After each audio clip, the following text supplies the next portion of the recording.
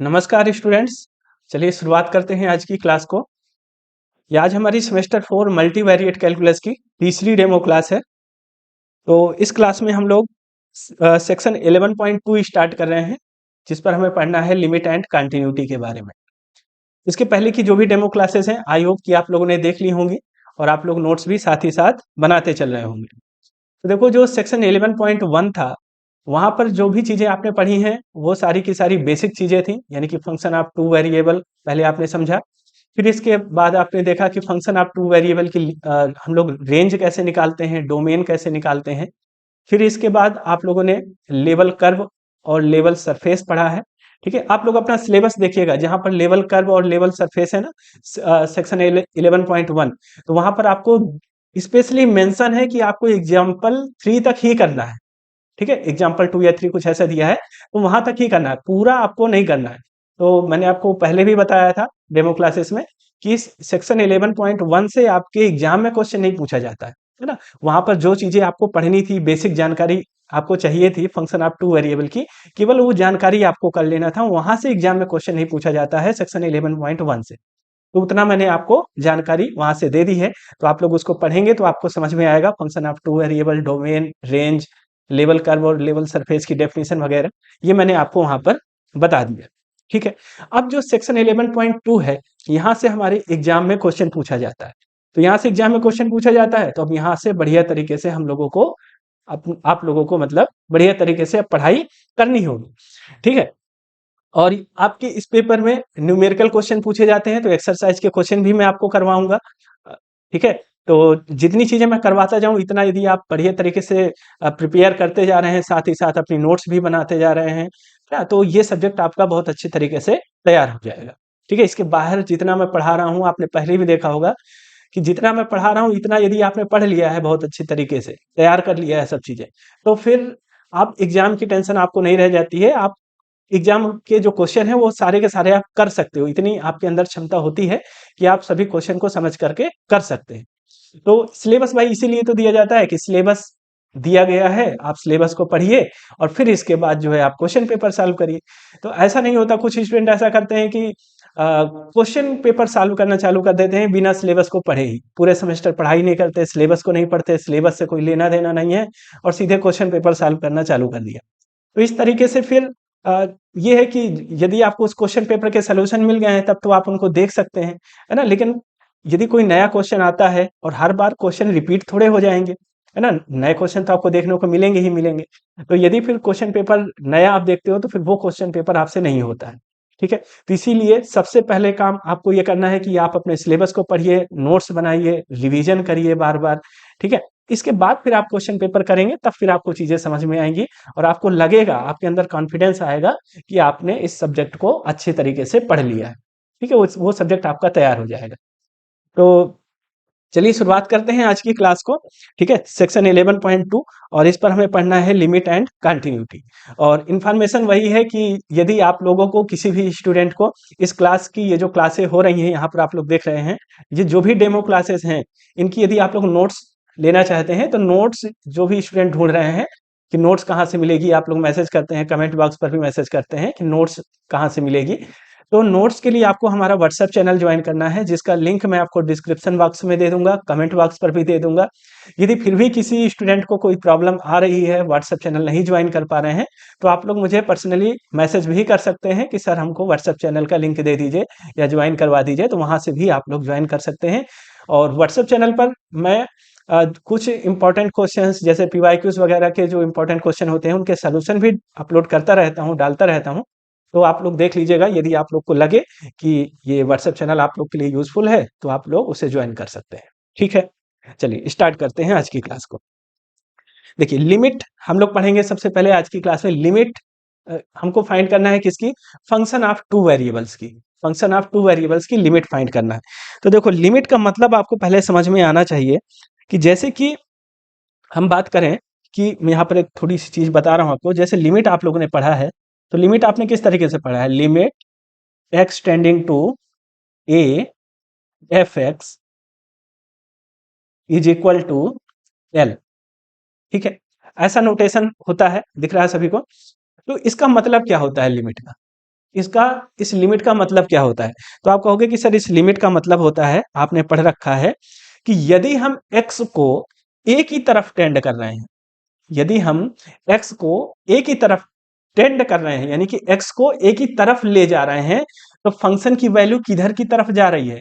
l की तरफ जा रही है। ये होता है लिमिट का मतलब। ठीक है, लिमिट का मतलब कभी भी ऐसा नहीं होता है, कुछ स्टूडेंट जैसा समझते हो कि अ, जैसे फंक्शन की लिमिट एल आ गई तो लोग कहते हैं कि नहीं ये फंक्शन की वैल्यू है। नहीं, फंक्शन की वैल्यू नहीं, लिमिट है। लिमिट का मतलब यह है कि फंक्शन की वैल्यू एल की तरफ जा रही है।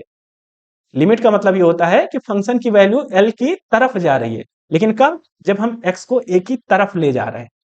ये होता है लिमिट का मतलब। ठीक है, फंक्शन की वैल्यू और लिमिट में अंतर होता है, डिफरेंस होता है।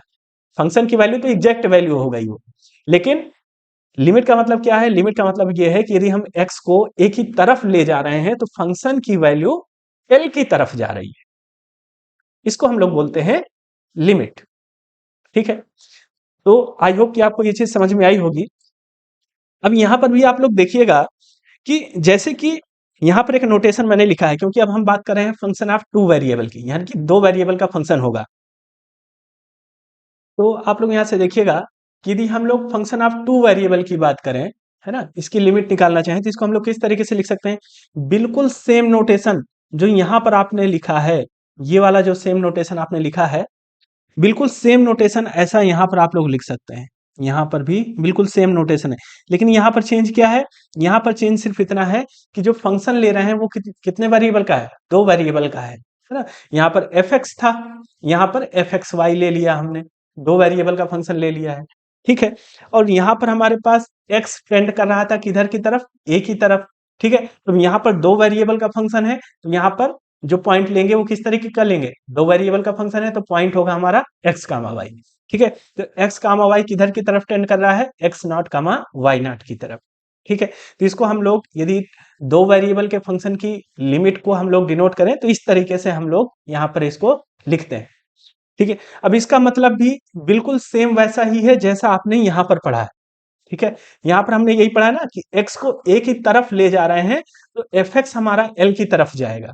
x को a की तरफ ले जा रहे हैं तो फंक्शन हमारा l की तरफ जाएगा। इसी तरीके से यहाँ पर भी है कि यदि हम लोग x कामा y को, ठीक है, यहाँ पर समझिएगा, यदि हम लोग x कामा y को किधर की तरफ ले जाएं? हम लोग ले जाएं x naught comma y naught की तरफ, तो हम क्या कहेंगे कि फंक्शन हमारा फंक्शन की जो वैल्यू है वो किधर की तरफ जाएगी? जो फंक्शन की वैल्यू है वो टेंड करेगी एल की तरफ। ये होती है लिमिट।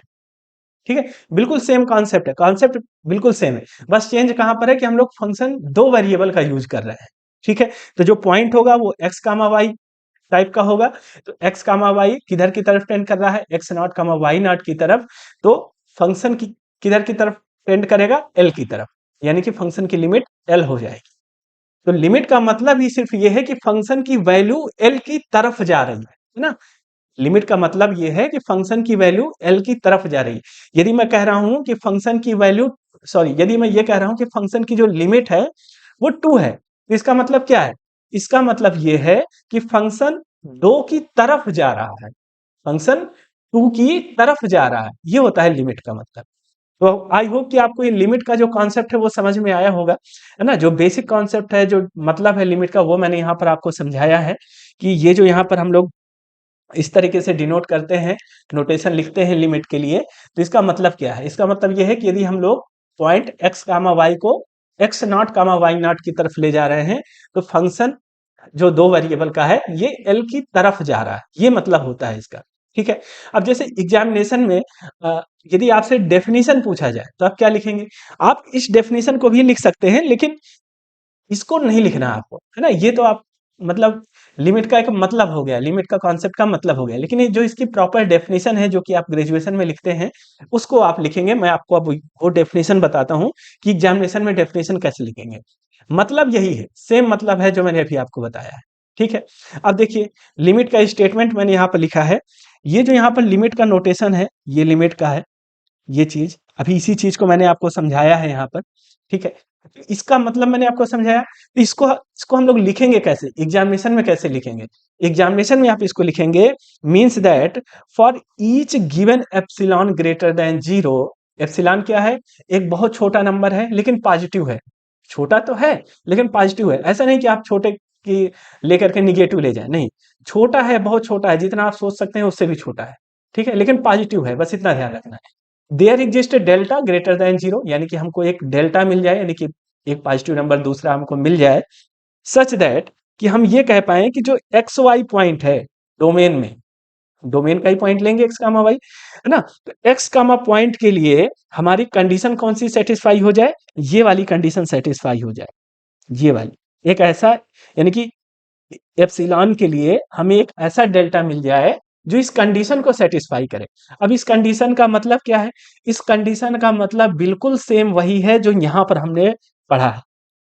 अब आप समझ रहे होगे कि सर ये कंडीशन यहां पर इस तरीके से, इसका मतलब कैसे वो है ना, सेम कैसे है? तो मैं आपको बताता हूं, देखो यहां पर समझिएगा, इस चीज को ही समझ लीजिए, कंडीशन आपको याद हो जाएगी यहीं पर, है ना, इसका मतलब समझ में आ जाएगा तो याद हो जाएगी। देखो हमने अभी क्या लिखा था? हमने लिखा था limit limit x comma Y tends to X naught comma Y naught, ठीक है। और यहां पर था आपके पास F x comma Y is equal to L, यही था। आप कहोगे यस सर। इसका मतलब ये है, मैंने आपको बताया कि यदि x comma y, x naught comma Y naught की तरफ जा रहा है तो फंक्शन किधर की तरफ जा रहा है? फंक्शन एल की तरफ जा रहा है, यही बताया था। आप कहोगे यस सर। अब देखना, समझना इसको, यदि x comma y x naught comma Y naught की तरफ जा रहा है ना, यानी कि यहां पर एक पॉइंट है, ये कैसा है? एक्स कामा वाई है, और ये किधर की तरफ टेंड कर रहा है? ये जा रहा है x naught comma Y naught की तरफ। तो यदि x naught comma Y naught की तरफ जा रहा है तो इसका मतलब क्या है? इसका मतलब है कि इन दोनों पॉइंट की जो डिस्टेंस है वो कम हो रही है। कम हो रही है ना, जब पास जाएगा तो कम तो होगी ही डिस्टेंस, है ना। तो आप कहोगे यस सर। तो देखो दो पॉइंट की जो डिस्टेंस है वो आप कैसे निकालते हो? तो आप कहोगे कि सर दो पॉइंट की जो डिस्टेंस है हम लोग निकालते हैं under root x minus x one, यानी कि आप लिख सकते हो एक्स माइनस एक्स नॉट का whole of square plus Y minus Y naught का होल ऑफ स्क्वायर, लिख सकते हो। आप कहोगे यस सर। लेकिन ये स्क्वायर रूट फंक्शन है तो पॉजिटिव होगा, है ना, या हम ये कहें कि डिस्टेंस जो होती है वो पॉजिटिव ही रहती है, डिस्टेंस तो नेगेटिव होती नहीं, तो इसको ग्रेटर देन जीरो लिख सकते हैं। आप कहोगे यस सर। अब डिस्टेंस कम हो रही है, ये कैसे दिखाएंगे? तो यहां पर ये आप लोग दिखाएंगे, हमने क्या कहा, एक हमको डेल्टा मिल जाए, लेकिन डेल्टा कैसा नंबर है? पॉजिटिव तो है लेकिन बहुत छोटा है। तो बहुत छोटा है तो हम कह रहे हैं कि ये जो डिस्टेंस है ये डेल्टा से भी छोटी हो रही है, यानी कि छोटी होती जा रही है। यदि मैं इसको लेस देन डेल्टा लिख रहा हूं, इसका मतलब क्या है कि ये डिस्टेंस डेल्टा से भी छोटी होती जा रही है। और डेल्टा वैसे भी छोटा नंबर है, एप्सिलॉन भी छोटा नंबर है ना। तो ये हमने ये बताया, ये कंडीशन हमको ये बता रही है कि एक्स कामा वाई पॉइंट किधर की तरफ जा रहा है? X naught comma Y naught की तरफ जा रहा है, या हम इसको ये कह सकते हैं कि एक्स कामा वाई पॉइंट और x naught comma Y naught point के बीच की डिस्टेंस कम हो रही है ना। डिस्टेंस कम हो रही है, इसका मतलब क्या है? X comma y x naught comma Y naught की तरफ टेंड कर रहा है। बात समझ में आ रही है? कॉन्सेप्ट को समझना इस चीज को। तो इस कंडीशन को हमने इस तरीके से लिख दिया, है ना। अब दूसरी कंडीशन हमको क्या दिखाना है कि एफ एक्स वाई एल की तरफ जा रहा है। अब देखिएगा ये जो एफ एक्स कामा वाई है ये किधर की तरफ जा रहा है? ये जा रहा है एल की तरफ। तो यदि एल की तरफ जा रहा है तो इसका मतलब क्या है? इसका मतलब ये है, इसका मतलब ये है कि फंक्शन की जो वैल्यू है वो एल की तरफ जा रही है, यानी कि इनके बीच की जो डिस्टेंस है यहां पर भी कम हो रही है। तो यहां पर डिस्टेंस कैसे दिखाएंगे? तो आप कहेंगे से जो डिस्टेंस होती है उसको हम मॉड फंक्शन से भी दिखा सकते हैं। दिखा सकते हैं, नहीं दिखा सकते हैं? आप कहोगे यस सर। तो इसकी जो डिस्टेंस है हम लोग मॉड फंक्शन से दिखा देते हैं, mod F x comma Y minus L, इसका होल मॉड लगा दिया, ठीक है, दिख रहा है आपको? ये लीजिए। तो इसकी डिस्टेंस हमने इस तरीके से निकाली है। अब इनके बीच की डिस्टेंस कम हो रही है, हमको ये दिखाना है कि ये एल की तरफ जा रहा है, तो इसको हम कह देते हैं कि लेस देन एप्सिलॉन है। एप्सिलॉन क्या है? एक बहुत छोटा पॉजिटिव नंबर है, बहुत छोटा पॉजिटिव नंबर है। तो यानी कि डिस्टेंस एप्सिलॉन से भी छोटी हो रही है, यानी कि डिस्टेंस कम होती जा रही है। एप्सिलॉन क्या है? बहुत छोटा नंबर है, तो उस छोटे नंबर से भी कम होती जा रही है। इसका मतलब क्या है कि एफ एक्स वाई एल की तरफ जा रहा है, इनके बीच की डिस्टेंस कम होती जा रही है। ठीक है। तो इसी चीज को हमने एक कंडीशन के माध्यम से, ये दो कंडीशन के माध्यम से उसी लिमिट के कॉन्सेप्ट को हमने दिखा दिया। ठीक है। तो यही चीज यहाँ पर मैंने लिख दिया है, आप देख सकते हैं कि जब आप एग्जाम में, यदि वैसे देखो एग्जाम में लिमिट की डेफिनेशन आपसे नहीं पूछी जाएगी, है ना, लेकिन फिर भी आपको तैयार रहना चाहिए, डेफिनेशन वगैरह सब तैयार होना चाहिए। तो यदि आप लोग से पूछी जाए कि डेफिनेशन कैसे लिखेंगे एग्जाम में, तो फिर आप उसको अब ग्रेजुएशन में इस तरीके से आप इसको दिखाएंगे। ठीक है, समझ में आ रहा है सभी को। और वो जो कॉन्सेप्ट है, कॉन्सेप्ट बिल्कुल सेम, यही वही कॉन्सेप्ट यहाँ पर भी अप्लाई हो रहा है। इस डेफिनेशन का मतलब भी वही कॉन्सेप्ट ही है जो मैंने आपको बताया है, लेकिन हम लोग लिखेंगे कैसे अब ग्रेजुएशन स्तर पर, हम अब इसको हम लोग इस तरीके से यहाँ पर लिखेंगे जैसे मैंने अभी आपको यहाँ पर बताया। ठीक है। तो ये कंडीशन अब आपको समझ में आ रही होगी कि under root x minus x naught का whole of square plus Y minus Y naught का whole of square less than delta है, then F x comma Y minus L का जो मॉड है ये एप्सिलॉन से कम होगा, यानी कि इनके बीच की दूरी भी कम होगी, या इसी को हम कह सकते हैं कि F x comma Y L की तरफ टेंड करेगा। ठीक है, या इसी को हम कह सकते हैं कि एफ एक्स कामा वाई की जो लिमिट है वो एल है। तो किसी भी तरीके से आप कहिए, लेकिन मतलब उनके पीछे का जो कॉन्सेप्ट है वो सभी जगह सेम है।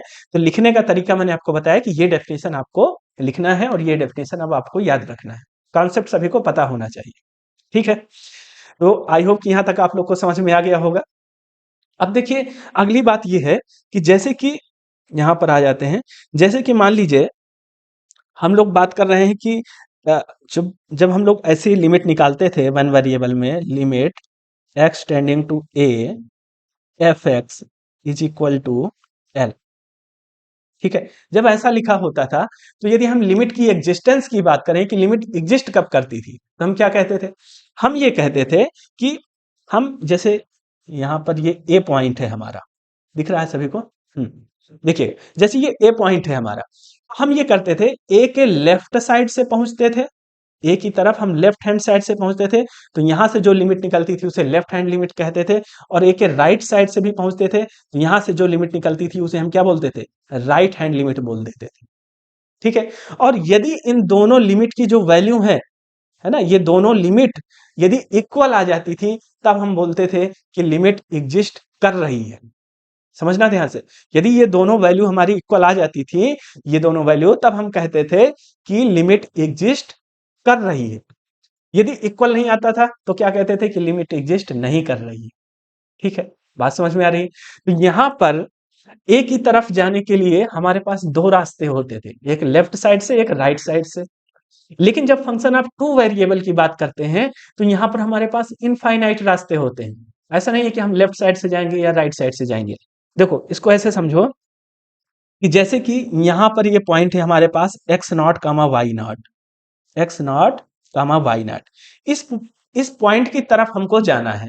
तो मैं अब कैसे पहुंच सकता हूं, तो आप कहोगे कि इस पॉइंट की तरफ हमें जाना है, तो हम सर किधर से भी पहुंच सकते हैं, हम इधर से पहुंच जाएं, ठीक है, लेफ्ट साइड से, हम राइट साइड से पहुंच जाएं, हम ऊपर से आ जाएं, हम नीचे से पहुंच जाएं, हम दाएं से आ जाएं, बाएं से आ जाएं, अगल बगल कहीं से भी पहुंच जाएं, हम यहां पर पहुंच जाएंगे। या हम ऐसा कह सकते हैं, हम जैसे लाइन के थ्रू ना जाएं, हम किसी कर्व के थ्रू भी पहुंच सकते हैं। जैसे कि यहां पर हमें पहुंचना है तो हम इस टाइप से किसी कर्व के थ्रू पहुंच जाएं। ठीक है, जैसे मान लीजिए कि यहां पर ये पॉइंट है ओरिजिन 0,0 है। ठीक है, दिख रहा है आप लोग को। हम्म अब यहां पर मुझे पहुंचना है, तो मैं कैसे पहुंच सकता हूं, तो आप कहेंगे कि सर हम एक लाइन के, एक तो हम एक्स एक्सिस के थ्रू पहुंच सकते हैं, एक्स एक्सिस भी ओरिजिन से गुजरता है ना, एक्स एक्सिस भी ओरिजिन से ही तो जाता है, तो हम एक्स एक्सिस के थ्रू पहुंच सकते हैं। आप कहोगे सर हम इस तरह तो वाई एक्सिस के थ्रू भी पहुंच सकते हैं, बिल्कुल पहुंच सकते हो भाई, आप वाई एक्सिस के थ्रू भी पहुंच जाओगे, वाई एक्सिस के थ्रू भी 0,0 पर पहुंच जाओगे। ठीक है, अब कुछ कोई स्टूडेंट ऐसा कह सकता है कि सर एक लाइन बना लेते हैं जो ओरिजिन से होकर के जाती है y equal to m x, है ना, तो इस लाइन के थ्रू पहुंच जाएंगे, हाँ बिल्कुल पहुंच जाओगे। मैं कह रहा हूं, मैं यही तो कह रहा हूं कि इनफाइनाइट रास्ते हैं यहां पर पहुंचने के लिए, आप इस लाइन के थ्रू पहुंच जाओगे। अब कुछ स्टूडेंट कहेंगे कि सर हम चाहें तो जैसे कि पैराबोला बना करके चले जाएं, क्योंकि पैराबोला जो होता है वो भी हमारा ओरिजिन से होकर के जाता है ना, तो यानी इस तरीके का पैराबोला बना लीजिए, ये बना लीजिए, तब भी आप 0,0 पहुंच जाएंगे। तो आपके पास इनफाइनाइट रास्ते हैं, चाहे आप कर्व बना करके जाएं, चाहे आप स्ट्रेट लाइन से जाएं, या एक्स एक्सिस के अबाउट जाएं, वाई एक्सिस, जैसे ये 0,0 यहाँ पर हम एक्स एक्सिस के अबाउट भी जा सकते हैं और वाई एक्सिस के अलोंग भी हम लोग जा सकते हैं 0,0 पर। तो किसी पॉइंट पर पहुंचने के लिए मैंने आपको यही चीज बताया, हमारे पास इनफाइनाइट रास्ते हैं, इनफाइनाइट पाथ हैं, ठीक है, किसी भी पाथ से आप पहुंचे, लेकिन लिमिट कब एग्जिस्ट करेगी? लिमिट तब एग्जिस्ट करेगी जब आप किसी भी पाथ से पहुंच रहे हैं, लेकिन सभी पाथ पर जो लिमिट आ रही है वो इक्वल होना चाहिए, सेम लिमिट मिलना चाहिए सभी पाथ से जाने पर, है ना। जैसे यहां पर हम लोग देखते थे कि लेफ्ट हैंड लिमिट और राइट हैंड लिमिट दोनों इक्वल आना चाहिए, लेफ्ट साइड से जाए तब भी लिमिट जो आए वही same limit right hand side से जाने पर आए, तब हम कहते थे लिमिट एग्जिस्ट कर रही है ना। यहाँ पर देख पा रहे हैं ना आप लोग, ये वाले डायग्राम की बात कर रहा हूं मैं। तो यहां पर क्या है, इसी तरीके से यहां पर भी, यहां पर यह है कि आप किसी भी पाथ से होकर के जा रहे हैं, किसी भी रास्ते से होकर के जा रहे हैं, सभी जगह पर जो लिमिट आए वो आपकी सेम आनी चाहिए। यदि लिमिट अलग अलग आ गई तो फिर लिमिट एग्जिस्ट नहीं करेगी, सीधी सी बात है, ठीक है। तो ये बात आपको समझ में आना चाहिए यहाँ फंक्शन ऑफ टू वेरिएबल में। अब देखिएगा यहाँ पर मैंने यही चीज थोड़ा सा आपके लिए लिखा है, इसको थोड़ा सा आप लोग नोट कर लीजिएगा। देखो यहाँ पर क्या लिखा है कि for the function of two variables, यदि हम दो वेरिएबल की फंक्शन की बात कर रहे हैं, when we approach to the point x naught comma y naught, यदि हम x naught comma y naught की तरफ जा रहे हैं, अप्रोच कर रहे हैं, then there can be infinite number of the path in the domain of f, यानी डोमेन f में आपके पास इनफाइनाइट पाथ होंगे। जैसे मैंने आपको यहाँ पर अभी बताया कि x naught comma Y naught की तरफ पहुंचने के लिए हमारे पास इनफाइनाइट पाथ होंगे, ठीक है। तो वही चीज मैंने यहाँ पर लिख दिया है आपके लिए ताकि आपको ध्यान रहे, ठीक है। जब हम दो वेरिएबल के फंक्शन की बात करेंगे तो x naught comma Y naught पर अप्रोच करने के लिए हमारे पास इनफाइनाइट नंबर ऑफ पाथ होंगे, ठीक है।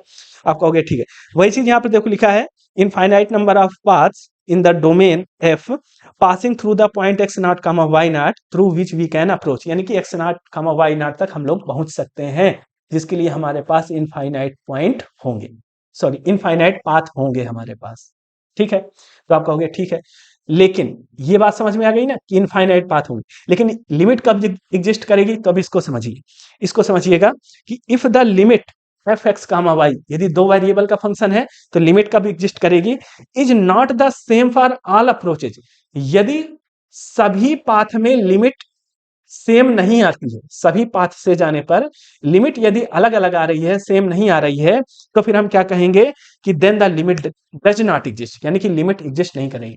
यानी कि आप किसी भी पाथ से जा रहे हैं, लिमिट यदि सेम आ रही है तभी हम कहेंगे कि लिमिट एग्जिस्ट करती है। यदि यदि लिमिट अलग अलग आ रही है ना, दो पाथ से जाने पर यदि जो लिमिट है वो अलग अलग आ रही है तो फिर लिमिट एग्जिस्ट नहीं करती, ठीक है। बात समझ में आ रही है।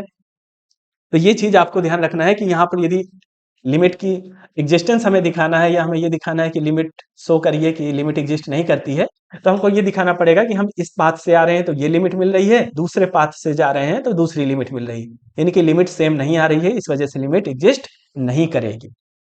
ये क्लियर होना चाहिए आपको यहाँ, ठीक है।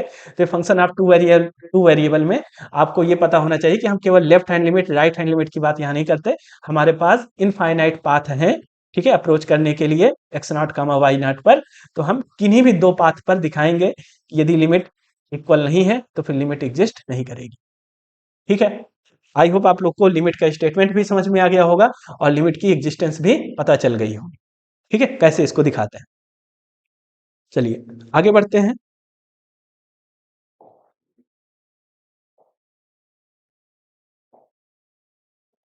देखिए अब एग्जाम्पल आ गया है ना, अब इसको सॉल्व करते हैं, कैसे सॉल्व करेंगे इसको।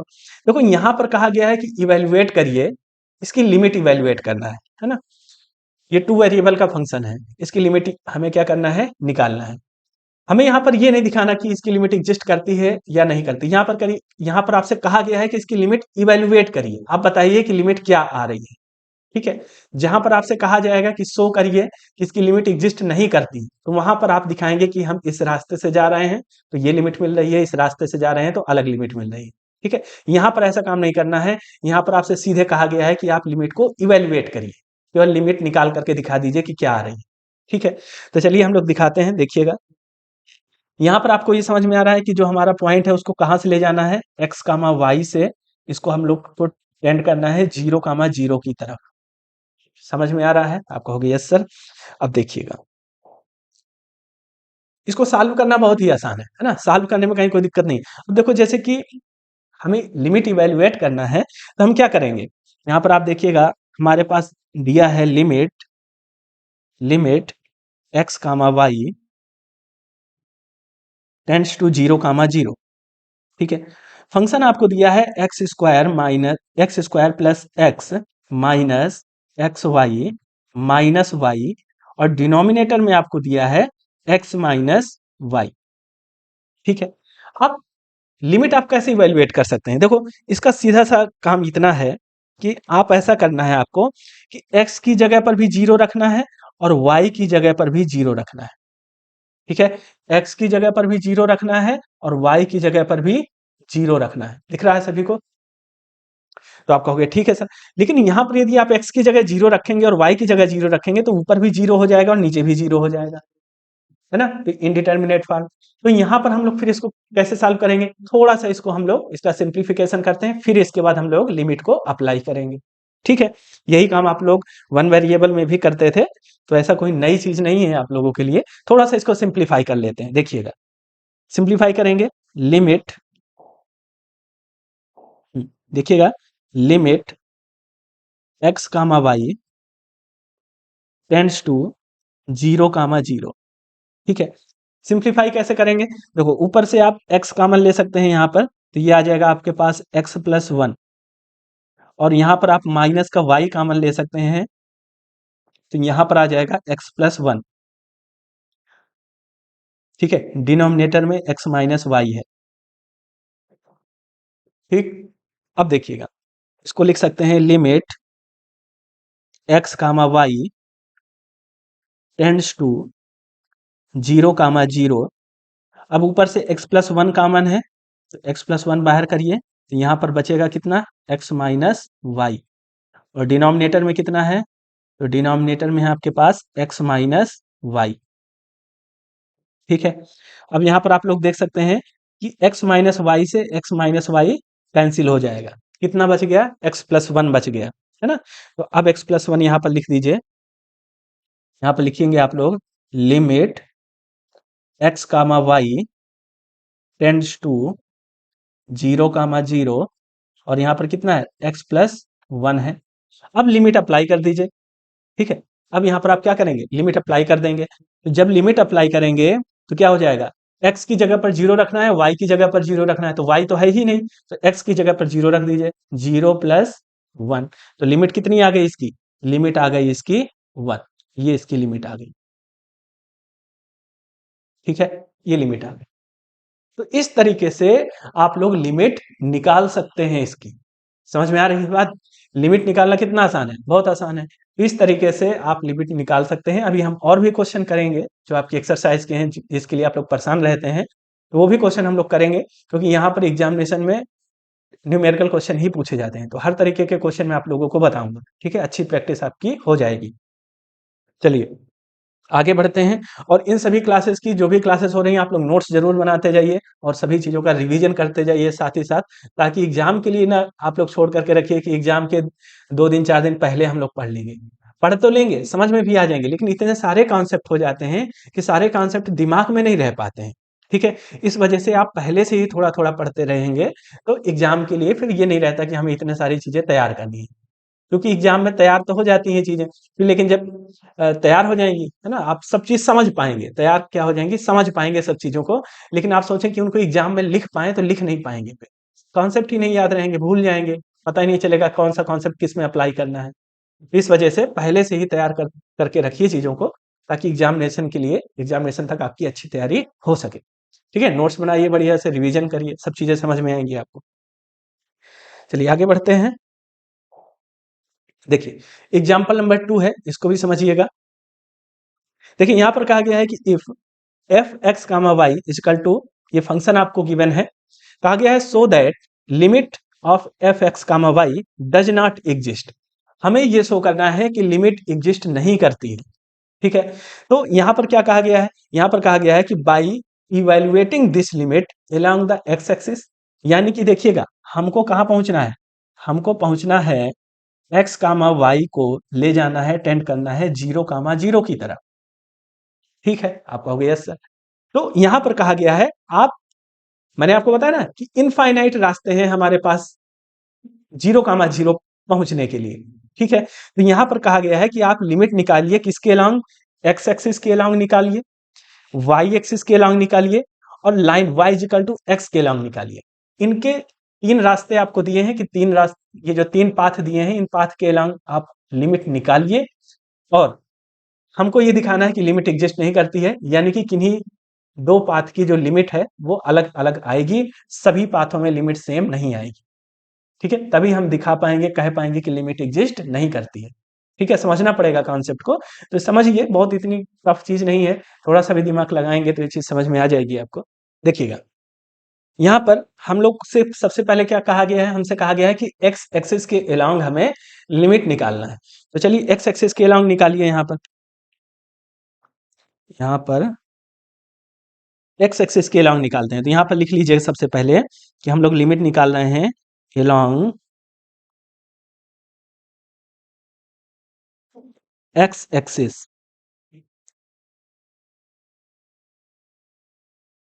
ठीक है, अलोंग एक्स एक्सिस हम लोग लिमिट निकाल रहे हैं। तो जब आप एक्स एक्सिस के अलोंग लिमिट निकालेंगे तो यहाँ पर इसकी इक्वेशन क्या होती है एक्स एक्सिस के लिए, y इक्वल टू 0, है ना। तो यहाँ पर हमारे पास कंडीशन रहती है y equal to 0, y equal to 0। चलिए निकालिए लिमिट, लिमिट निकालना तो सबको आता ही है ना। कैसे निकालेंगे, यहाँ पर लिखिएगा limit x comma Y tends to 0,0। और देखो एफ एक्स वाई कितना दिया है हमें, एफ एक्स वाई हमको दिया है 2xy, और डिनोमिनेटर में रखा है x square plus Y square. ठीक है, अब आप लोग देख रहे हैं कि हमें क्या करना है, हमें y इक्वल टू 0 पुट करना है। सबसे पहले तो हमारे पास कंडीशन ही यही है कि y इक्वल टू 0, है ना, y की वैल्यू 0 दे रखी है। लिमिट बाद में अप्लाई करेंगे, पहले हमारे पास जो कंडीशन रखी है उसको अप्लाई करना है। तो कंडीशन है y इक्वल टू 0, तो y की जगह 0 रख दीजिए। तो जैसे ही y की जगह 0 रखेंगे तो यहाँ पर हो जाएगा आपके पास limit x comma Y tends to 0,0, और y की जगह 0 रख दिया तो ये हो गया 2x0, और डिनोमिनेटर में भी x square plus Y square, तो वाई स्क्वायर की जगह 0 रखेंगे तो 0 हो जाएगा, तो ये आ गया आपके पास। ठीक है, आप कहोगे ठीक है सर। अब इसके बाद आप लोग देखिएगा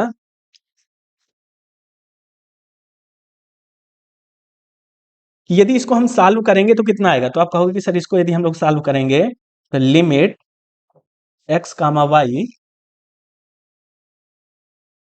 टेंड्स टू 0,0। ठीक है, और न्यूमरेटर में कितना आ गया बताओ, 0 आ गया।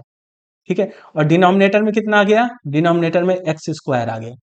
इस फंक्शन को आप सॉल्व करेंगे तो कितना आ जाएगा, 0 आ जाएगा, क्योंकि 0 अपॉन समथिंग कितना होता है, 0। ठीक है, यदि न्यूमरेटर में 0 रखा है और डिनोमिनेटर में कोई फाइनाइट वैल्यू है तो फिर तो 0 ही हो जाएगा, तो 0 आ गया। अब कांस्टेंट फंक्शन है तो कांस्टेंट फंक्शन की लिमिट कितनी होगी, 0 की लिमिट कितनी आएगी, 0। ठीक है, तो यहाँ पर इसकी लिमिट क्या हो गई, 0, क्योंकि यहाँ पर कांस्टेंट आ गया, कांस्टेंट 0 है तो यही इसकी लिमिट बन गई। तो लिमिट हमको मिल गई यहाँ पर कितनी, 0। दिख रहा है सभी को, इस तरीके से। अब y एक्सिस के अलोंग निकालना है, तो चलिए y एक्सिस के अलोंग निकालिए। यहाँ पर लिखिएगा, अब हम निकाल रहे हैं अलोंग y एक्सिस। देखिएगा y एक्सिस के अलोंग लिमिट कितनी आती है, तो y एक्सिस के जब अलोंग लिमिट निकालेंगे तो यहाँ पर कंडीशन क्या होती है, यहाँ पर कंडीशन होती है x इक्वल टू 0, है ना। तो यहाँ पर लिखेंगे x इक्वल टू 0, तो यहाँ पर भी लिमिट निकालिए, तो limit x comma Y tends to 0,0, और यहाँ पर हो जाएगा 2xy, और डिनोमिनेटर में कितना, डिनोमिनेटर में है x square plus Y square. ठीक है, तो यहाँ पर सबसे पहले हमें जो कंडीशन गिवन है उसको लगाना है। तो limit x comma Y tends to 0 और x की जगह हमें क्या रखना है, 0 रखना है, x की जगह 0 रखना है। तो ये हो जाएगा हमारे पास 2 × 0 × y, ठीक है। और डिनोमिनेटर में कितना हो जाएगा, x का स्क्वायर यानी कि 0 का स्क्वायर 0 और प्लस वाई स्क्वायर, ठीक है। तो न्यूमरेटर में यदि 0 बन गया तब तो फिर 0 ही है सब, है ना। x comma Y tends to 0, 0। तो ये आप देख रहे हैं कि यदि न्यूमरेटर में हमारा कितना बन गया, 0 बन गया, और डिनोमिनेटर में कितना आ गया, डिनोमिनेटर में आ गया हमारे पास वाई स्क्वायर। तो ये फंक्शन क्या हो जाएगा, कांस्टेंट हो जाएगा, यानी कि 0 ही आ जाएगा, 0/समथिंग 0 ही हो जाएगा, है ना। तो 0 हो गया। अब 0 पर लिमिट क्या अप्लाई करोगे, एक्स वाई तो है नहीं, है ना, कांस्टेंट फंक्शन है। तो इसकी लिमिट कितनी आ जाएगी, इसकी लिमिट भी हो गई, यहाँ पर आप देख सकते हैं 0, दिख रहा है सभी को। तो ये इसकी लिमिट आपने यहां से निकाल ली, वाई एक्सिस के अलॉन्ग भी निकाल ली और एक्स एक्सिस के अलॉन्ग भी आपने यहाँ पर लिमिट निकाल ली। अब हमें निकालना है y इक्वल टू एक्स के अलॉन्ग। तो चलिए नेक्स्ट पेज पर देखते हैं, देखिएगा। अब हम लोग निकाल रहे हैं यहाँ पर लिमिट अलॉन्ग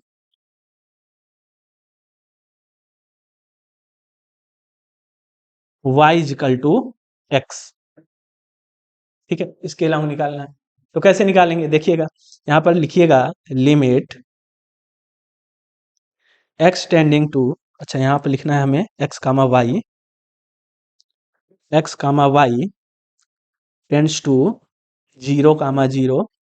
फंक्शन है हमारे पास 2xy is 2xy upon denominator में है x square plus Y square, ठीक है।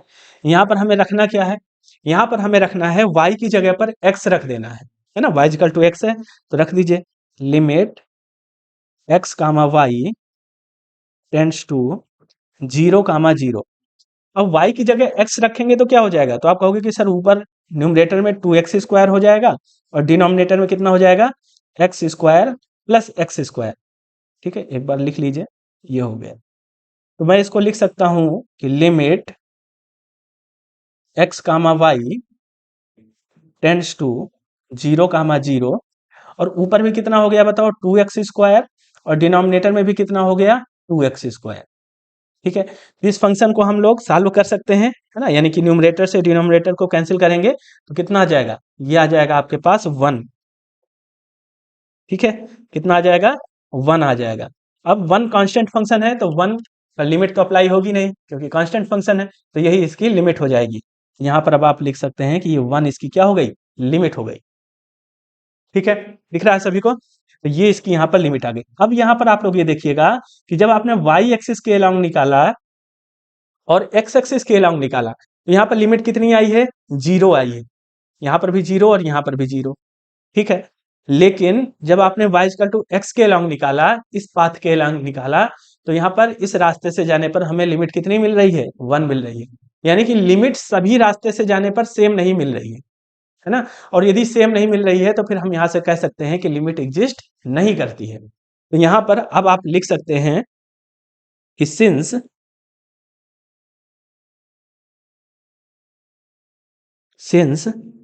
The limit is not same along all the paths, ठीक है, सभी पाथ पर लिमिट सेम नहीं आ रही है। तो यहां पर लिखेंगे देयरफॉर दिस लिमिट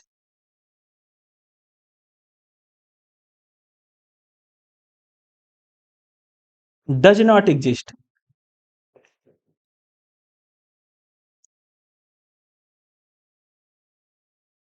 ठीक है, ये लिमिट एग्जिस्ट नहीं करती। तो आई होप आपको समझ में आया होगा किस तरीके से लिमिट निकालना है, वो भी मैंने आपको बताया, और किस तरीके से ये दिखाना है कि लिमिट एग्जिस्ट नहीं करती। आप यहाँ पर तो हमको दे रखा था कि एक्स एक्सिस के अलॉन्ग पहुंचिए, वाई एक्सिस के अलॉन्ग पहुंचिए, वाई इक्वल टू एक्स के अलॉन्ग पहुंचिए, यहाँ पर दे रखा था तो आपने निकाल लिया, ठीक है। कई बार ऐसा होगा कि आपको नहीं दे रखा होगा तो आप क्या करेंगे, आपको पहुंचना है जिस भी पॉइंट पर, उस पॉइंट पर पहुंच करके देखिए कि आप किस किस रास्ते से जा सकते हैं, किस फंक्शन के थ्रू जा सकते हैं, किस कर्व के थ्रू जा सकते हैं, ये आप देख लीजिए और उसी कर्व के उसी रास्ते से आप दिखा दीजिए कि इस रास्ते से जा रहे हैं तो ये लिमिट मिल रही है और दूसरे रास्ते से जा रहे हैं तो ये लिमिट मिल रही है। तो लिमिट अलग अलग है तो लिमिट एग्जिस्ट नहीं करती, लिमिट इक्वल आ रही है सभी रास्ते से तो इसका मतलब लिमिट एग्जिस्ट करती है। ठीक है, चलिए आई होप ये क्वेश्चन आपको समझ में आ गया होगा अच्छी तरीके से। आगे बढ़ते हैं। देखिए एग्जाम्पल 3 देखिएगा। अभी हम लोग एक्सरसाइज के भी क्वेश्चन करेंगे, ठीक है, परेशान मत होइएगा, क्योंकि यहाँ से क्वेश्चन पूछे जाते हैं तो मैं आपको बताऊंगा यहाँ से क्वेश्चन, ठीक है। जहां जहां से जो जो चीजें पूछी जाती हैं आपके एग्जामिनेशन में, वो चीज हम बिल्कुल कवर करके चलेंगे और सारी चीजें आपको समझ में आएंगी, आप एग्जामिनेशन में पूरा पेपर अच्छे से कर पाएंगे। ठीक है, देखिए एग्जाम्पल 3 देखिएगा। यहाँ पर कहा गया है कि सो that limit of this function does not exist, limit exist नहीं करती। अब यहाँ पर आपसे ये नहीं कहा गया कि आप इस रास्ते से जाइए या इस रास्ते से जाइए, आपसे नहीं कहा गया।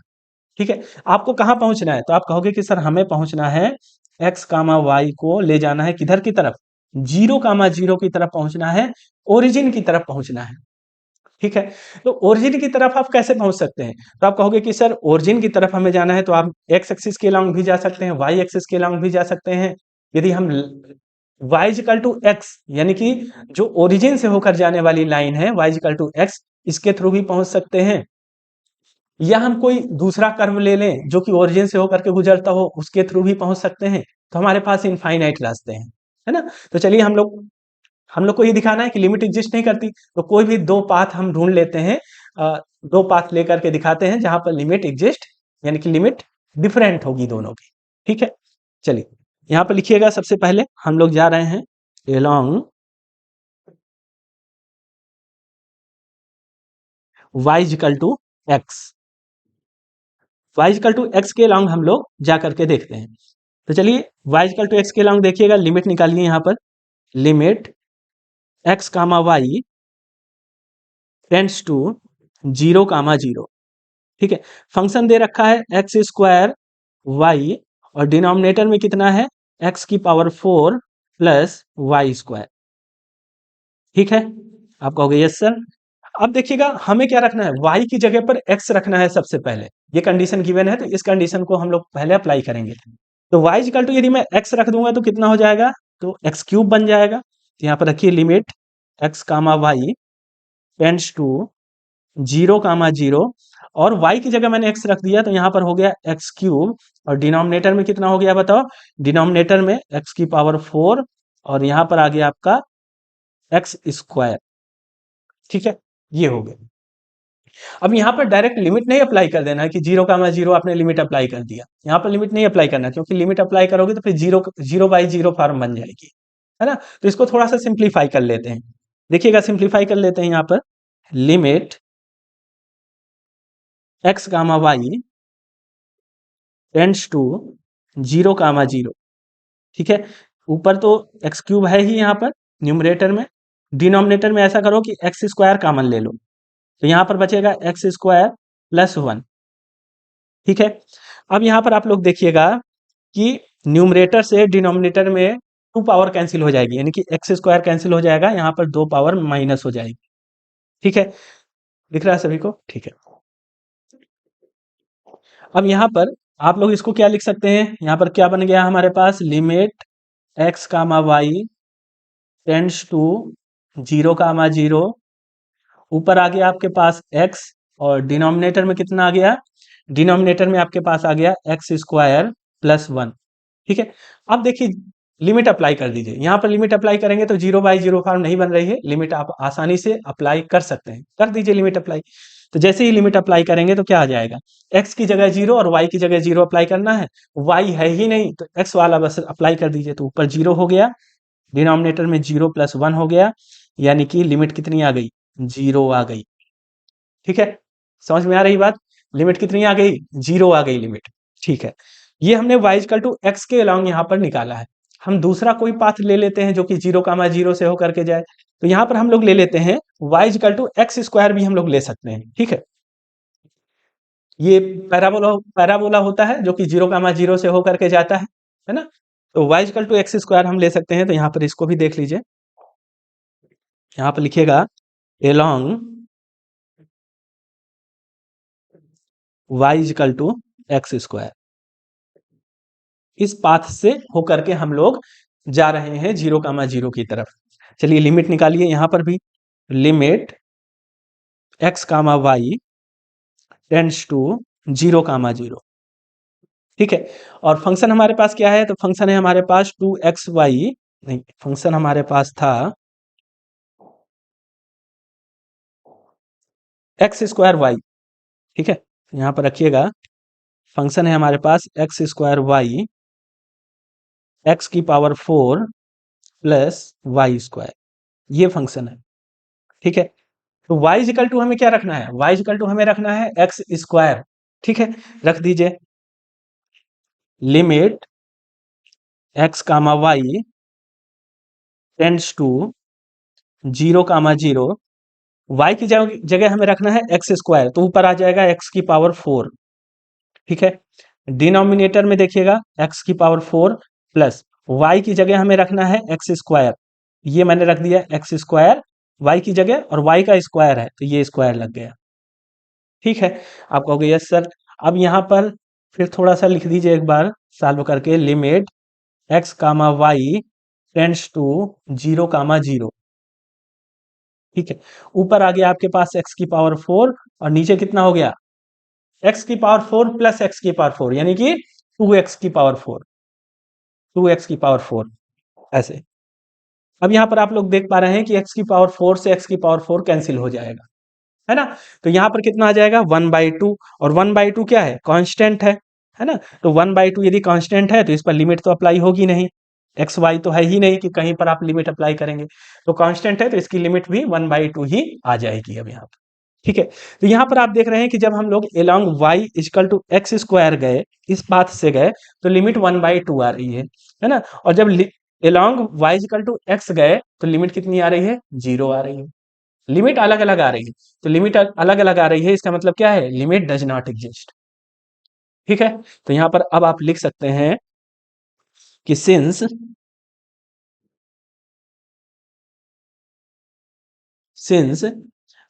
The limit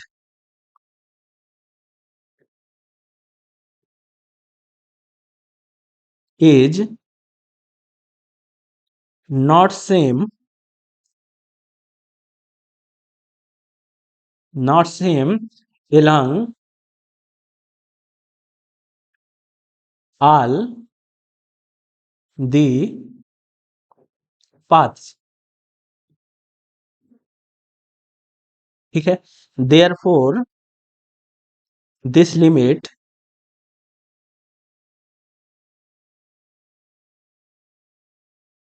does not exist।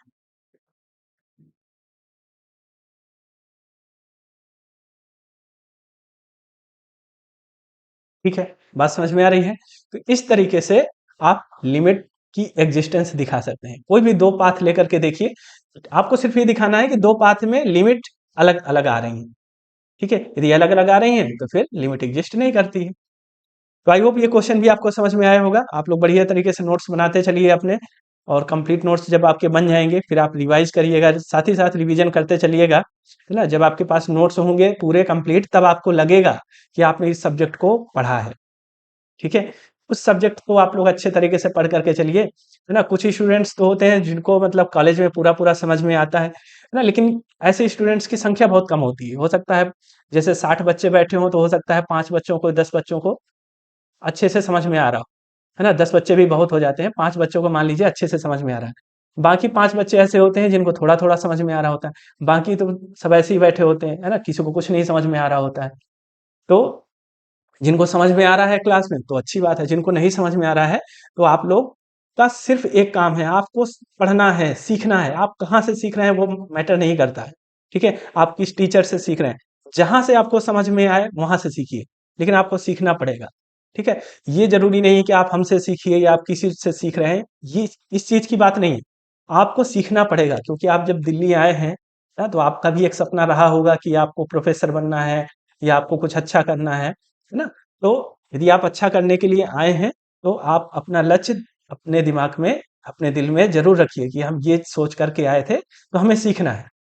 ठीक है, कहीं से भी सीखिए, लेकिन यदि आप प्रयास ही नहीं कर रहे हैं कि हम कैसे सीखें, हमको कॉलेज में नहीं समझ में आ रहा, अब क्या करें, और आपने वहाँ से पढ़ाई बंद कर दी, तब फिर आपका नुकसान है ना, 3-4 साल फिर आपके बर्बाद हो जाएँगे।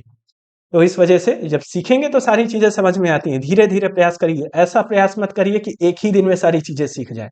ये जो मैथमेटिक्स है, ऐसा नहीं कि आप एक ही दिन में अ, इस पर विद्वान हो जाएँगे, ऐसा नहीं। आप धीमे-धीमे, थोड़ा-थोड़ा सीखते जाइए, धीरे एक समय ऐसा आएगा कि सारी चीज़ें आपको फिर लगने लगेगी कि आपने पढ़ रखी हैं सारी चीज़ें, ठीक है? सब चीज़ें समझ में आ रही हैं आपको, किताबें समझ में आने लगेंगी आपको, ठीक है? लेकिन पढ़ना पड़ेगा उसके लिए। चलिए आगे बढ़ते हैं। देखिए, कुछ फ़ॉर्मूला हैं फंक्शन ऑफ टू वेरिएबल्स के लिए, कुछ फार्मूला है, रूल्स हैं जो कि फंक्शन ऑफ टू वेरिएबल्स के लिए हैं। ये फार्मूला जो रूल्स हैं, फार्मूला या रूल्स हम कहें, ये आपने फंक्शन ऑफ वन वेरिएबल की जब हम लोग बात कर रहे थे, एफ की जब हम बात करते थे, वहां पर भी आप लोगों ने देखे हैं, यानी कि सेमेस्टर 2 में भी आपने पढ़े हैं, वही सेम रूल है, ठीक है। लेकिन बस चेंज कहाँ पर है, चेंज यहाँ पर है कि फंक्शन हमारा दो वेरिएबल का हो गया है केवल, ठीक है, केवल फंक्शन दो वेरिएबल का है और बाकी रूल सब वही सेम है। तो देखिए यहाँ पर इसको समझ लीजिए, हमारे पास दो फंक्शन है, एक एफ फंक्शन है और एक जी फंक्शन है, दोनों ही दो वेरिएबल के हैं। एफ फंक्शन भी एक्स वाई में है और जी फंक्शन भी एक्स वाई दो वेरिएबल में है। लेकिन एफ एक्स वाई यानी कि एफ वाले जो फंक्शन है उसकी जो लिमिट है वो कितनी है, एल है, और जो जी वाला फंक्शन है दो वेरिएबल का, उसकी लिमिट कितनी है, एम है। दोनों ही फंक्शन की लिमिट एग्जिस्ट कर रही है, ठीक है। तो दोनों ही फंक्शन की लिमिट इस तरीके से यदि हमको दी है, एल है एफ वाले फंक्शन की और जी वाले फंक्शन की लिमिट कितनी है, एम है। तो स्केलर मल्टीपल रूल, ये स्केलर मल्टीपल रूल ये कहता है कि यदि आपको किसी फंक्शन की लिमिट आपको पता है और यदि आपसे कहा जाता है कि इस फंक्शन में मैं किसी कांस्टेंट या किसी स्केलर से मैं मल्टीप्लाई कर रहा हूं, किसी ए कांस्टेंट से मैंने मल्टीप्लाई कर दिया, तब आप लिमिट बताइए, तो कैसे बताएंगे। तो स्केलर मल्टीपल रूल ये कहता है कि यदि आपको किसी फंक्शन की लिमिट पता है और आपसे उस फंक्शन में ए का मल्टीप्लाई कर दिया है, फिर लिमिट निकालने के लिए कहा गया है, तो आप उसकी लिमिट में भी ए का मल्टीप्लाई कर दीजिए, यहां से आप सीधे उस स्केलर मल्टीपल वाले फंक्शन की लिमिट निकाल देंगे, ठीक है। ये लिमिट किसकी होगी, स्केलर मल्टीपल वाले फंक्शन की लिमिट हो जाएगी, ठीक है। ऐसा नहीं करना कि पहले फंक्शन में ए का मल्टीप्लाई कर रहे हैं फिर इसके बाद लिमिट निकाल रहे हैं, ये काम नहीं करना। आप फंक्शन की लिमिट निकाल लीजिए, इसके बाद लिमिट में ही सीधे आप स्केलर से मल्टीप्लाई कर दीजिएगा, जो फंक्शन में स्केलर से मल्टीप्लाई कर रहे हैं, कांस्टेंट से मल्टीप्लाई कर रहे हैं, उसी कांस्टेंट से आप लिमिट में मल्टीप्लाई कर दीजिएगा, डायरेक्ट लिमिट निकल करके आ जाएगी, ठीक है। ये होता है scalar multiple rule. Sum rule, sum rule क्या कहता है, सम रूल ये कहता है कि यदि कोई दो फंक्शन है आपके पास, ठीक है, और दोनों ही फंक्शन की आपको लिमिट पता है, दोनों ही फंक्शन की आपको अलग अलग लिमिट पता है। अब आपसे कहा जाता है कि आप क्या करिए, दोनों फंक्शन को सम कर दीजिए, दोनों फंक्शन को सम कर दीजिए, ऐड कर दीजिए, फिर आप उसकी लिमिट निकालिए। तो आपको क्या करना है, आपको ऐसा नहीं करना कि आप दोनों फंक्शन को पहले सम कर रहे हैं फिर लिमिट निकाल रहे हैं, ये काम नहीं करना है। आपको ये करना है, यदि दो फंक्शन की लिमिट अलग अलग पता है तो आपको क्या करना है, दोनों की लिमिट को सम कर दीजिए, दोनों फंक्शन की लिमिट को सम कर दीजिए। तो ये लिमिट वही होगी जो आप फंक्शन को सम करने पर निकालेंगे, ये वही लिमिट आ जाएगी यहां से डायरेक्ट, है ना। यानी कि यदि आपको दो फंक्शन के सम की लिमिट निकालना है तो आप क्या करिए, दोनों फंक्शन की अलग अलग लिमिट निकाल लीजिए, है ना, सम करके उसको कॉम्प्लिकेटेड मत बनाइए, दोनों फंक्शन की अलग अलग लिमिट निकाल लीजिए, फिर लिमिट का सम कर दीजिए, ठीक है। तो ये वही लिमिट हो जाएगी जो फंक्शन को सम करने पर आएगी। तो इस तरीके से आप इसको लिमिट निकाल सकते हैं, सम रूल के, सम रूल से आप लोग लिमिट निकाल सकते हैं। प्रोडक्ट रूल, प्रोडक्ट रूल क्या कहता है, प्रोडक्ट रूल ये कहता है कि यदि आपके पास दो फंक्शन है, उनकी दोनों की आपको लिमिट पता है और आपसे कहा जाता है कि आप इन दो फंक्शन को प्रोडक्ट करिए फिर लिमिट निकालिए, प्रोडक्ट करने के बाद लिमिट निकालिए। तो आप क्या करिए, आप ऐसा मत करिए कि दो फंक्शन को पहले प्रोडक्ट करें फिर लिमिट निकालें, ये कॉम्प्लिक इसको आप कॉम्प्लिकेटेड मत बनाइए। आप क्या करिए, दोनों फंक्शन की अलग अलग लिमिट निकाल लीजिए, है ना, जो कि आपको पता ही है, और इसके बाद सीधे लिमिट को ही प्रोडक्ट कर दीजिए, लिमिट को ही मल्टीप्लाई कर दीजिए, लिमिट का प्रोडक्ट आप आसानी से कर पाएंगे, ठीक है। तो लिमिट का प्रोडक्ट कर दीजिए, तो ये जो लिमिट आएगी, ये ये लिमिट किसकी होगी, ये लिमिट उसकी होगी जब फंक्शन को प्रोडक्ट करके आप लिमिट निकालेंगे तो उसकी इक्वल होगी। तो आपको ये काम नहीं करना कि फंक्शन को प्रोडक्ट कर रहे हैं, फंक्शन को नहीं प्रोडक्ट करना, दोनों फंक्शन की अलग अलग लिमिट निकालिए फिर लिमिट को ही प्रोडक्ट कर दीजिए, मल्टीप्लाई कर दीजिए, ये होता है प्रोडक्ट रूल, ठीक है। फिर इसके बाद कोसेंट रूल, इसी तरीके से कोसेंट रूल है, यानी कि दो फंक्शन है और फिर आपसे कहा गया है दोनों ही फंक्शन की आपको लिमिट पता है और आपसे कहा गया है कि इन फंक्शन को डिवाइड करिए, यानी कि एफ में जी को डिवाइड करिए, फिर इसके बाद लिमिट आप बताइए। तो आपको क्या करना है, आपको फंक्शन को डिवाइड नहीं करना है ना, फंक्शन को डिवाइड नहीं करना। आप लिमिट कैसे निकालेंगे, एफ फंक्शन की लिमिट अलग निकाल लीजिए, जी फंक्शन की लिमिट अलग निकाल लीजिए और लिमिट को आपस में डिवाइड कर दीजिए। ठीक है, तो ये जो लिमिट आएगी एल बाई एम, है ना, यहाँ पर देख पा रहे हैं आप लोग, ये जो लिमिट आएगी, ये लिमिट किसकी होगी, ये लिमिट उसी फंक्शन की होगी जब आप फंक्शन को डिवाइड करके निकाल रहे होंगे लिमिट। तो यहाँ से आप डायरेक्ट निकाल सकते हैं, लेकिन बस ध्यान ये रखना है कि जो डिनोमिनेटर में जो फंक्शन हो उसकी लिमिट जीरो नहीं होना चाहिए। ठीक है, इस कंडीशन का ध्यान रखना, क्योंकि समथिंग अपॉन जीरो, कोई ऊपर रियल नंबर रखा है आपका और नीचे जीरो कर दोगे तो फिर क्या आ जाएगा, इनफाइनाइट, है ना। तो यहाँ से तो कोई रियल वैल्यू मिलेगी नहीं, इस वजह से डिनोमिनेटर में जीरो नहीं होना चाहिए, बस इतना ध्यान रखना है। तो ये कुछ बेसिक रूल हैं जो कि आपने पहले भी पढ़ रखे हैं, है ना। लेकिन यहाँ पर फंक्शन आप टू वेरिएबल की बात हो रही है, तो यहाँ पर जो फंक्शन होगा वो आपका दो वेरिएबल का होगा, बस इतना सा यहाँ पर अंतर है। ठीक है, तो ये रूल भी आपको तैयार रखने हैं। चलिए और देख लेते हैं कुछ एग्जाम्पल्स। देखिए एग्जाम्पल नंबर 4 है, यहाँ पर कहा गया है कि एज्यूमिंग ईच लिमिट एग्जिस्ट, आप ये मान करके चलिए कि लिमिट एग्जिस्ट कर रही है ना। आपको ये नहीं चेक करना कि आप अ, दो तीन पाथ में, चार पाथ में आप देखेंगे कि लिमिट सभी जगह इक्वल आ रही है या नहीं आ रही है, ये काम नहीं करना।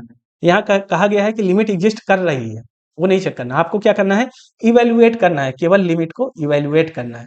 तो चलिए देखिएगा लिमिट को कैसे इवेल्युएट करते हैं।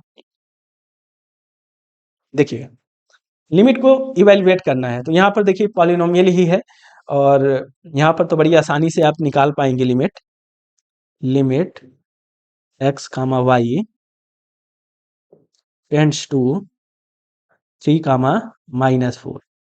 ठीक है, और यहाँ पर आपको दे रखा है x square plus x y plus Y square is equal to. तो यहाँ पर आपको क्या काम करना होगा, यहाँ पर आपको काम ये करना है कि x की जगह सीधे 3 रख दीजिए और y की जगह क्या रख देंगे, -4 रख देना है। ठीक है, तो रख दीजिए ये चीज। देखिएगा x की जगह 3 रखोगे तो कितना हो जाएगा, 3 का स्क्वायर हो जाएगा। फिर एक्स वाई है यानी कि 3 इंटू -4 कर देना है, ये हो गया आपका। ठीक है, फिर प्लस वाई का स्क्वायर है यानी कि -4 का स्क्वायर कर देना है, ये हो गया। यहाँ पर देखिएगा ये हो गया 9 और यहाँ पर 3 इंटू -4 माइनस का 12 हो गया, -4 का स्क्वायर यानी कि 4 चौक 16, 16 हो गया। और 16 में से 12 गए कितना, 4 बच गया और 9 4 कितना हो गया, 13 हो गया, यानी कि 13। ये इसकी लिमिट आ गई। ठीक है, ये इसकी लिमिट आ गई। बात समझ में आ रही है। तो इस तरीके से आप लिमिट आसानी से निकाल सकते हैं। इसी तरीके से देखिए बी पार्ट को भी समझिएगा, यहाँ पर भी बिल्कुल ऐसा ही काम करना है। तो limit x comma Y tends to 1 comma 2। अब यहाँ पर आप लोग ये देखिएगा कि हाँ ठीक है, देखो यदि लिमिट आप अप्लाई कर रहे हो और जीरो बाई जीरो फॉर्म या इनडिटर्मिनेट फॉर्म नहीं बन रही है तो फिर आपको कोई सिंप्लीफिकेशन करने की जरूरत नहीं है ना। यहाँ पर कोई भी ऐसी सिंप्लीफिकेशन करना नहीं है, आप डायरेक्ट लिमिट अप्लाई कर पाएंगे। तो देखिएगा यहाँ पर फंक्शन दे रखा है 2xy और डिनोमिनेटर में है आपके पास X square plus Y square. ठीक है, अब यहाँ पर लिमिट अप्लाई कर दीजिए, यानी कि x की जगह आपको क्या रखना है, 1 रखना है और y की जगह आपको क्या रखना है, 2 रखना है। तो ये यहाँ पर जैसे ही लिमिट अप्लाई करेंगे तो ये हो गया 2, x की जगह हमने रख दिया 1 और y की जगह हमने रख दिया 2। ठीक है, लिमिट अप्लाई हो गई और यहाँ पर भी 1 का स्क्वायर और प्लस 2 का स्क्वायर। ऊपर कितना हो गया, ऊपर हो गया आपके पास 4 और डिनोमिनेटर में कितना हो गया, 2 का स्क्वायर यानी 4 प्लस 1 यानी कि 5। ये इसकी लिमिट आ गई। ठीक है, तो इस तरीके से आसानी से आप लिमिट निकाल पाएंगे। तो ये अभी जो भी एग्जांपल्स थे मैंने आपको करवाए हैं, तो आई होप कि ये सारे कॉन्सेप्ट आपको आसानी से समझ में आ गए होंगे। अब यहाँ से आपका जो सिलेबस है, जो एग्जाम में जो चीजें पूछी जाती हैं वो स्टार्ट हो गई हैं। तो अब आप अच्छे तरीके से यहाँ से मन लगा करके पढ़ाई स्टार्ट कर दीजिएगा। ठीक है, आज की क्लास में हम लोग यहीं तक रखते हैं। इसके बाद नेक्स्ट क्लास में हम लोग कुछ कंटिन्यूटी के कुछ कॉन्सेप्ट पढ़ेंगे, एग्जाम्पल्स करेंगे, फिर इसके बाद हम लोग एक्सरसाइज के क्वेश्चन भी करेंगे। तो बिल्कुल व्यवस्थित तरीके से हम लोग काम करेंगे और आप लोग देखेंगे कि आपको बढ़िया नॉलेज जो भी सब्जेक्ट आप हमसे पढ़ेंगे आपको उस सब्जेक्ट का बढ़िया नॉलेज हो जाएगा, ठीक है। और एग्जामिनेशन के जो क्वेश्चन पेपर हैं वो भी आप लोग देखेंगे, जैसे मैंने कोई कोई भी चैप्टर पढ़ा दिया, आपने पूरा चैप्टर मुझसे पढ़ लिया, आप देखेंगे कि जो क्वेश्चन है वो आप इजीली सॉल्व कर पाएंगे उन क्वेश्चंस को, ठीक है। वैसे मैं क्वेश्चन भी आपको यहाँ पर डिस्कस करूंगा जो एग्जामिनेशन के हैं, ऐसी कोई बात नहीं है, क्वेश्चंस भी डिस्कस करूंगा आपके सामने। लेकिन आप लोग देखेंगे कि एग्जामिनेशन में आपके जो क्वेश्चन पेपर आते हैं वो पढ़ने की सिलेबस पढ़ने के बाद आपको ऐसा लगेगा कि ये क्वेश्चन तो सब आप इजीली सॉल्व कर पा रहे हैं, ठीक है। तो इसीलिए मैं आप सभी से बार बार कहता हूँ कि सिलेबस को पढ़िए, क्वेश्चन पेपर सॉल्व करना उद्देश्य मत बनाइए कि क्वेश्चन पेपर सॉल्व कर लेंगे एग्जामिनेशन में, उससे कुछ नहीं होने वाला। वो तो टेम्परेरी चीज है आपकी, है ना, पास होने के लिए आप काम करते हो। लेकिन यदि आपको आपका कोई लक्ष्य है कि आपको प्रोफेसर बनना है, आपको जीवन में कुछ अच्छा करना है, तो फिर आपको सिलेबस पहले आपको पढ़ना पड़ेगा।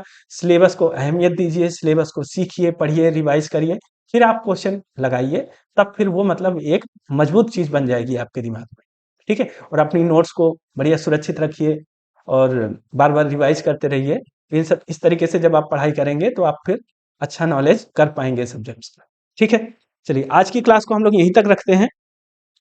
और जो भी स्टूडेंट्स इस क्लास की नोट्स लेना चाहते हो तो नोट्स के लिए आप लोग को हमारा व्हाट्सएप चैनल ज्वाइन करना है। वहां पर आप लोग को मैं इस क्लास की नोट्स अपलोड कर दूंगा तो वहां से मिल जाएगी, ठीक है।